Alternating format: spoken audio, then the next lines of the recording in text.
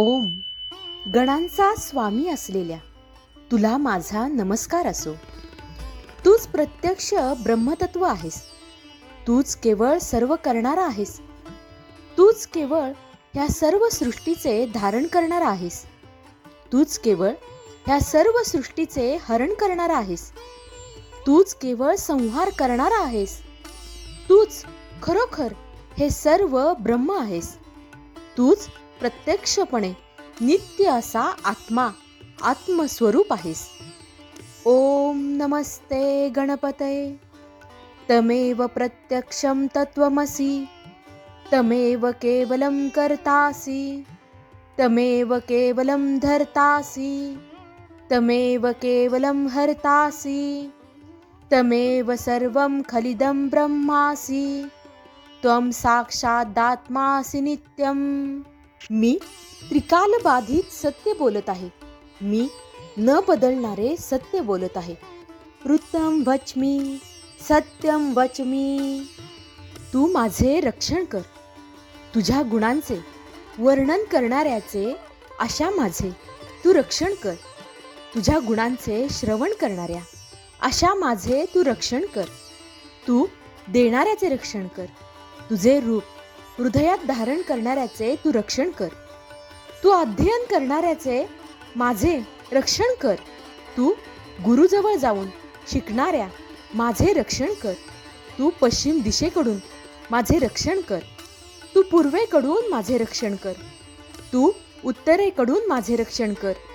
तू दक्षिणेकडून माझे रक्षण कर. तू वरच्या दिशेकडून माझे रक्षण कर. तू खालच्या दिशेकडून माझे रक्षण कर. तू सर्व बाजूंनी आसमंत भागाकडून माझे रक्षण कर. पुन्हा पुन्हा रक्षण कर.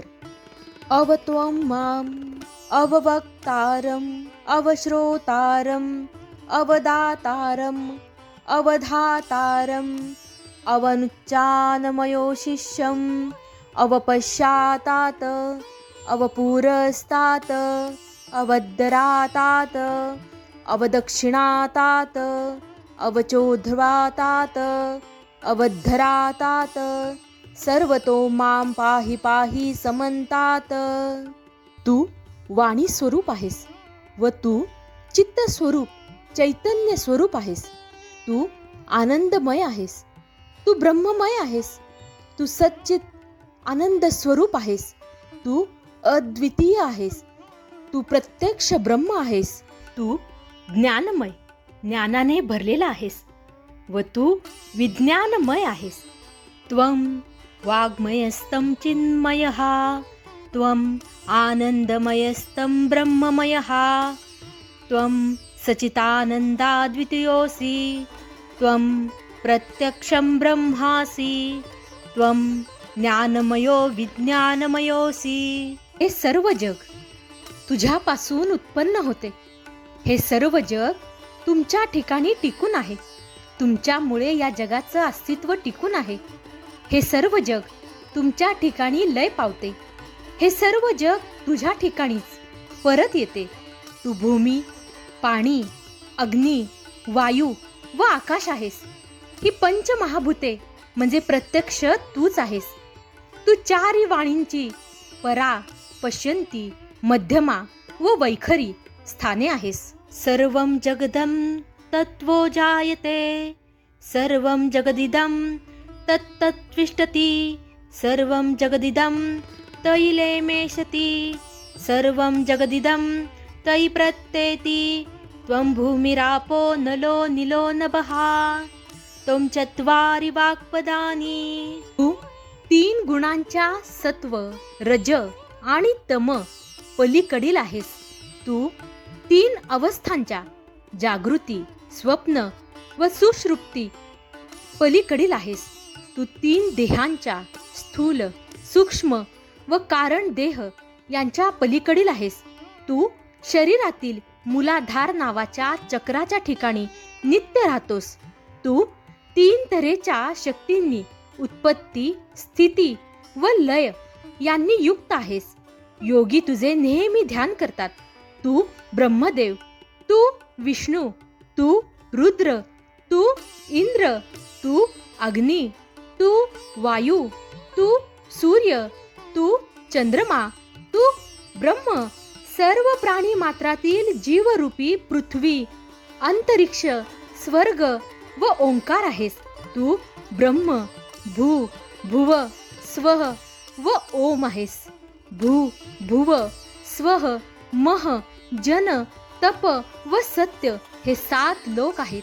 त्वं गुणत्रयातीतः, त्वं स्थायत्रयातीतः, त्वं देहत्रयातीतः, त्वं कालत्रयातीतः, त्वं मूलाधारोऽसितोऽसि नित्यं, त्वं क्षत्रित्रयात्मकः, त्वं योगिनो ध्यायन्ति नित्यं, त्वं ब्रह्मास्तं विष्णुस्तं रुद्रस्तं इन्द्रस्तं अग्निस्तं वायुस्तं सूर्यस्तं चन्द्रमास्तं ब्रह्मभूरं स्वरं गणादिपूर्व उच्चार्य वर्णादि तदन्तरम् अनुस्वारपरतरः अर्धेन रुत्तं तारेण रुत्तम् एकत्वमनुस्वरूपं गकारः पूर्वरूपम् अकारो मध्यमरूपम् अनुस्वारशान्तरूपं त्वं बिन्दुस्तरूपं नादसन्धानं सहिषा सञ्जिः